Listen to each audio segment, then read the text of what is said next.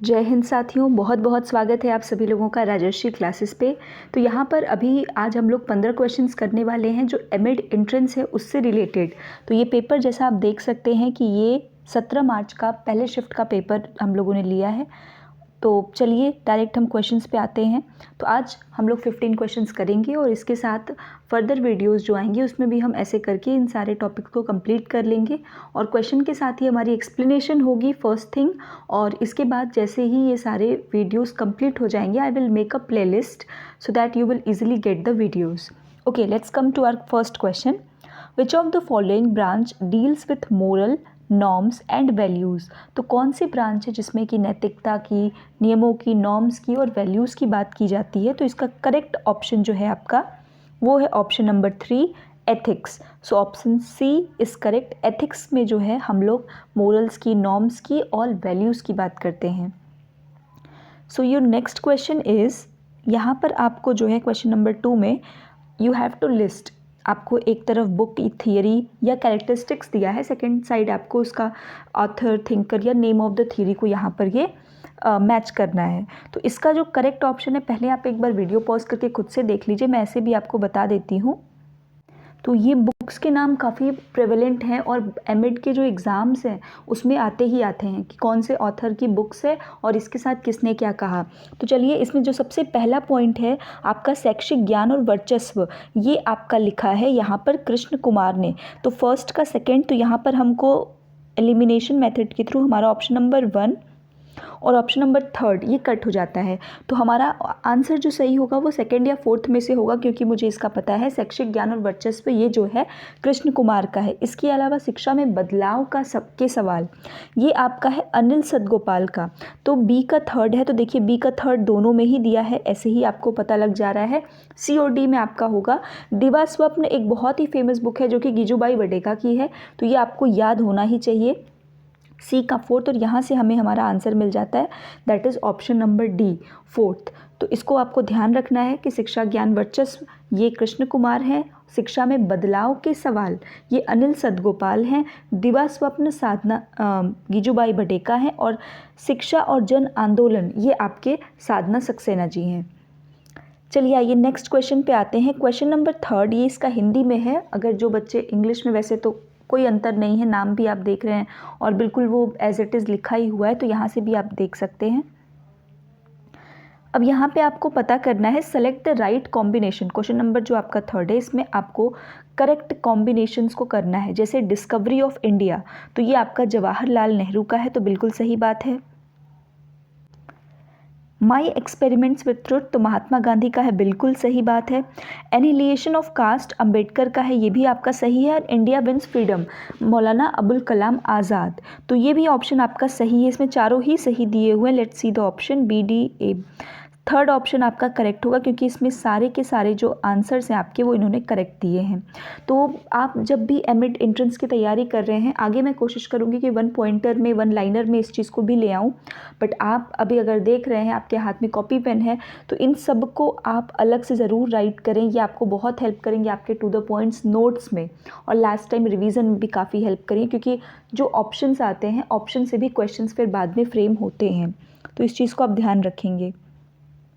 यहाँ पे वही चीज़ हिंदी में है, आप देख सकते हैं। Let's come to question number 4। Question number 4 आपका कह रहा है which of the following is an Astik school of Indian philosophy. तो इंडियन फिलोसफी का आस्तिक स्कूल कौन सा है। तो देखिए, जब हम देखते हैं इंडियन स्कूल्स की बात करते हैं फिलोसफी में, तो हमारे पास 2 स्कूल आते हैं। एक स्कूल आपका होता है आस्तिक जो कि आपको दिया हुआ है, और एक स्कूल आपका होता है नास्तिक। ये आस्तिक और नास्तिक हम किस बिहाफ पे करते हैं। तो देखिए, आस्तिक वो होते हैं जो कि मानते हैं इन द थियरी ऑफ वेदा जो हमारे होते हैं वेद, उनके रूल्स में ये लोग विश्वास करते हैं, तो वो आस्तिक हैं। और जो नहीं मानते हैं वो नास्तिक होते हैं। तो नास्तिक में हमारे पास जो इन चीज़ों को नहीं मानते हैं उसमें बुद्धिज़्म, जैनिज़्म और चारवाक, ये 3 दर्शन प्रमुख हैं। तो आप अगर आस्तिक में बहुत सारे हैं, आपके सांख्य है आपका, और जितने भी आप अलग अलग दर्शन को पढ़ेंगे, किंतु नास्तिक में आपके कुछ ही हैं, तो आप ऐसे भी याद रख सकते हैं। अदरवाइज आस्तिक में आपका इसका 3rd ऑप्शन करेक्ट है, जो सांख्य दर्शन है वो आपका करेक्ट ऑप्शन है। और बाकी जो तीनों हैं वो सारे नास्तिक हैं। तो आपको ये पॉइंट भी अपने दिमाग में रखना है। नेक्स्ट क्वेश्चन है आपका, तो नेक्स्ट क्वेश्चन नंबर 5 है आपका, नई तालीम कैन बी एसोसिएटेड विथ। जो नई तालीम है उसका संबंध किससे है, तो उसका संबंध महात्मा गांधी से है। इसके प्रायर में भी हमें एक क्वेश्चन पूछा गया था महात्मा गांधी से related, my experiment with truth, ये किसने लिखा है, तो वो भी गांधी का है। तो ये चीज़ भी आप दोनों चीज़ ध्यान रखेंगे। Next question number 6। सो यहाँ पर आपको इसको हिस्टोरिकली क्रोनोलॉजिकल ऑर्डर में जो है अरेंज करना है, सबसे पहले क्या आया था और सबसे बाद में क्या आया था। तो इसमें जो हमारे पास है कि सबसे पहले अगर आपको याद हो मैकाले मिनट्स जो है ये सबसे पहले मैकाले लेकर के आते हैं। उसके बाद मैकाले के बाद ये आपका 1835 से 36 के टाइम में मैकाले मिनट्स आया, तो ये 18th सेंचुरी की बात कर रहा है। जबकि जो गोखले बिल है ये आपका 1910 के लगभग में आसपास में आया था। तो ये पहला तो आपका सी होगा, ये कंफर्म है। और इसके साथ ही हमको यहाँ पर आंसर मिल जाता है कि ऑप्शन नंबर 4 कि फर्स्ट आपका जो है वो सी ऑप्शन होगा, सेकंड आपका डी होगा, उसके बाद कलकत्ता यूनिवर्सिटी कमीशन एंड सबसे आखिरी में आपका यूनिवर्सिटी एजुकेशन कमीशन, जिसको राधा कृष्णन कमीशन भी कहते हैं, 1948 आफ्टर इंडिपेंडेंस हमें देखने को मिलता है। जबकि आपका जो कलकत्ता यूनिवर्सिटी कमीशन है ये भी आपका बाद में 1913 के लगभग में है। तो इससे भी अगर आपको एक दो पता है तो आप ये जो क्रोनोलॉजी वाले क्वेश्चंस आते हैं इनको इजीली कर सकते हैं। तो option number 4 is correct. Next आपका है question number 7, who was the first education minister of independent India. देखिए ये क्वेश्चन थोड़ा सा फंसाता है, कभी कभी इंडिपेंडेंट इंडिया दे देगा, कभी इंडिया का दे देगा। तो आपको बहुत श्योर रहना है इस क्वेश्चन के साथ कि इसका जो आंसर होगा कि जब इंडिपेंडेंट इंडिया लिख करके आए तो आप जाएंगे मौलाना अबुल कलाम आज़ाद जी के साथ। जी हाँ, क्योंकि जब भारत आज़ाद हुआ था तो उसके जो सबसे पहले एजुकेशन मिनिस्टर थे वो यही थे। ठीक, तो option number 4 is correct for question number 7। अब आते हैं नेक्स्ट क्वेश्चन नंबर 8 पर। 8 भी आपका जो है यहाँ पर लिस्टिंग का क्वेश्चन दिया हुआ है। कुछ आपको बेसिकली ये स्कूल्स ऑफ फिलॉसफी दी गई है और उसके जो प्रोपोनेंट है या जो हेड जिन्होंने किया, जो फेमस हैं, उनके बारे में यहाँ पर आपको बताना है। तो सबसे पहले अगर हम बात करें तो हमारे पास है आइडियलिज़म। तो आइडियलिज़म का जो है यहाँ पर फादर जो कहे जाते हैं वो प्लेटो कहे जाते हैं। ए का 4th, अगर आपको इतना भी पता है तो आपको आपका आंसर मिल गया। 8th क्वेश्चन का ऑप्शन नंबर 1 करेक्ट है। फिर भी बाकी देख लेते हैं। बी, नेचुरलिज़म में हम लोग रूसो को ज़्यादा इसमें मानते हैं। रूसो हो गए, टैगोर हो गए, गांधी हो गए, ये लोग आपके नेचुरलिज़म के हैं। नेक्स्ट है प्रेगमेटिज़म। तो प्रेगमेटिज़म के फादर तो डीवी ही कहे जाते हैं, ये भी है। एंड रियलिज़म में जो है व्हाइट हेड, इनका नाम आप ऐड कर लीजिए अपने नोट्स में, ये है। तो करेक्ट ऑप्शन यहाँ पर क्वेश्चन नंबर 8 के लिए फर्स्ट रहेगा आपका। ये इसका हिंदी में दिया गया है, आप देख सकते हैं। Next, university grant commission was establish in the year. University grant commission किस साल जो है वो इस्टेब्लिश हुआ है, यूजीसी की बात कही जा रही है। तो यूजीसी जो इस्टेब्लिश हुआ है उसका ईयर है 1956। ठीक, नेक्स्ट क्वेश्चन नंबर 10 पे आते हैं। Question number 10, which of the following are not kosha as in Panchakosha of Aurobindo. तो अरबिंदो का जो कोश, जो पंचमय कोश बताया गया है, जो 5 है आपके, उसमें से कौन सा नहीं है। तो इसमें जो है आपको कुछ ऑप्शंस में दिए हुए हैं। तो जो 5 अरबिंदो, इसको आप हिंदी में भी देख सकते हैं, तो आप यहाँ से देख सकते हैं। इसमें आपको इजीली समझ आएगा क्योंकि हिंदी वाली चीज़ एज इट इज़ हिंदी में अगर आप देखेंगे तो बेटर आपको समझ आएगी। तो जो पंचकोश था उसमें आपको पता है कि आपको जो है आनंदमय कोश था, विज्ञानमय कोश भी था, संतोषमय भी था, ठीक, प्राणमय भी था, लेकिन सुखमय जैसी कोई चीज़ नहीं थी जो पंचकोश हैं। तो पंचकोश में जो ऑप्शन नंबर 3 है आपका, वो आपका सही होगा। लेकिन इसमें हमें ऑप्शन के साथ दिया हुआ है तो इसमें हमें ऑप्शन में देखना है। तो सुखमय जैसा कोई भी कोश नहीं है। तो आप देख सकते हैं कि हमसे क्वेश्चन में भी यही पूछा है कि कौन सा कोश नहीं है, तो आंसर वही सही होगा जिसमें कि आपका सी होगा। तो सी आपका इसमें ही है, सी और डी, संतोषमय कोश। ये दोनों कोश जो हैं आपके नहीं हैं, बल्कि आपका ओके यहाँ पे विज्ञान में को इन्होंने कुछ और ही लिखा है, that's why I get confuse कि क्या ही दे दिया। तो इनका ये इंग्लिश वाला थोड़ा सा ग्रामेटिकल एरर के साथ है, बट इसमें सी और डी ऑप्शन नहीं है। सुखमय और संतोषमय कोश नहीं है, मनोमय होता है, आनंदमय होता है, बट ये नहीं है। ठीक है, तो पांचों जो कोश हैं एक बार आप उसको देख लीजिएगा ताकि वो आपको क्लियर हो जाए, बट ये दोनों नहीं है, ये क्लियर है। तो ऑप्शन नंबर 10th के लिए डी ऑप्शन इज करेक्ट।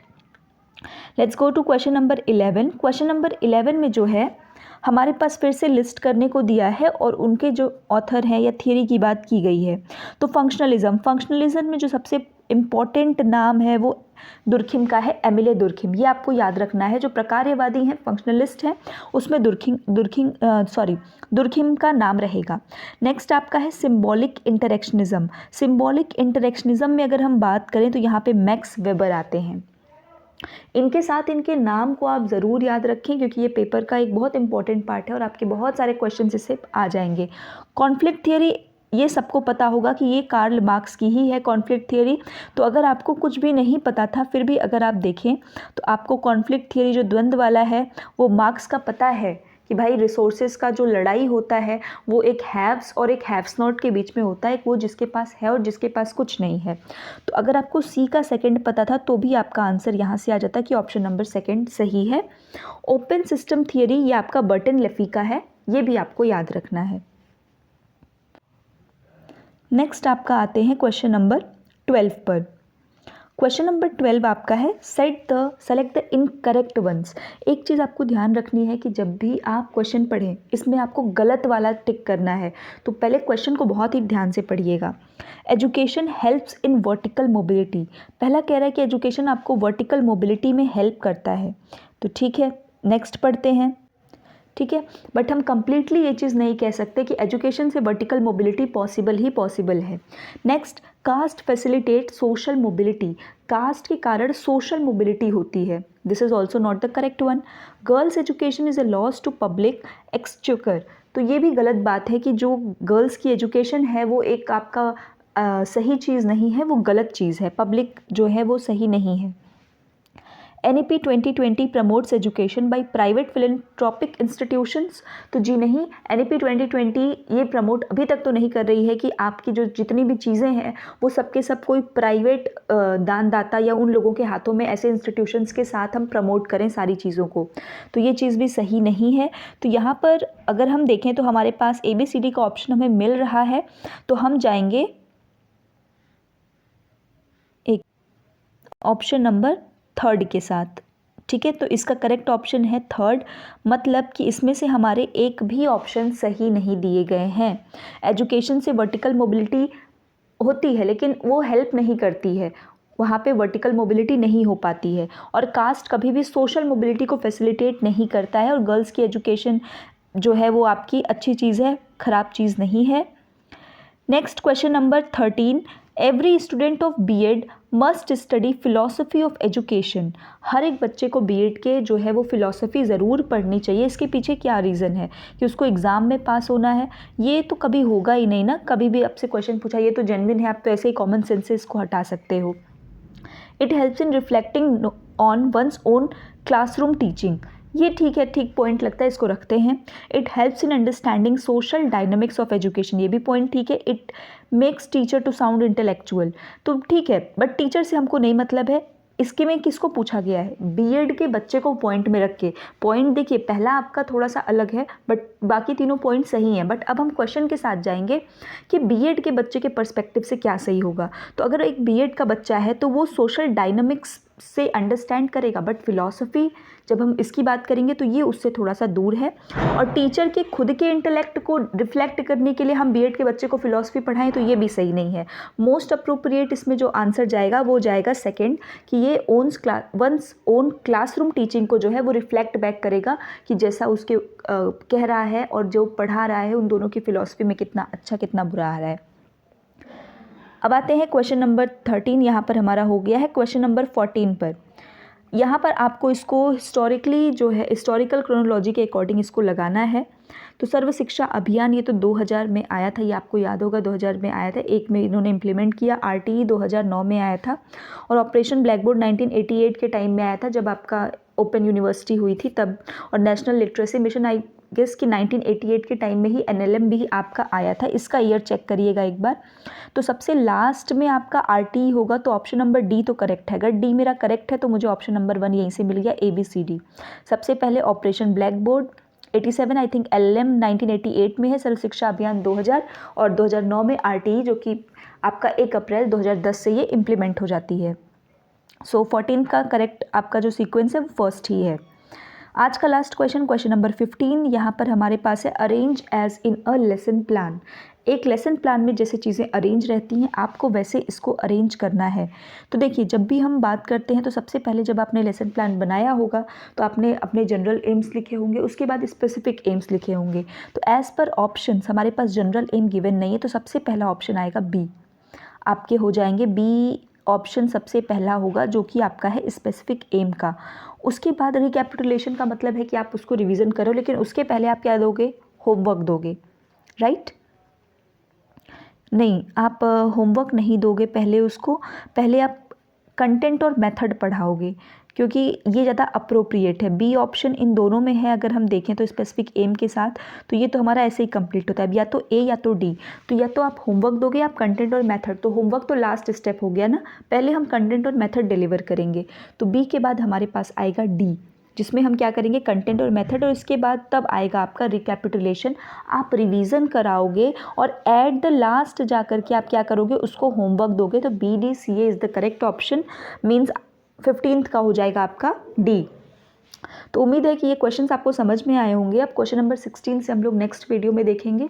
कोई प्रॉब्लम हो तो कमेंट ज़रूर करें, और अगर वीडियो सेशन पसंद आया हो तो भी कमेंट करके ज़रूर बताएं। मिलते हैं नेक्स्ट वीडियो में, तब तक अपना ख्याल रखें। जय हिंद।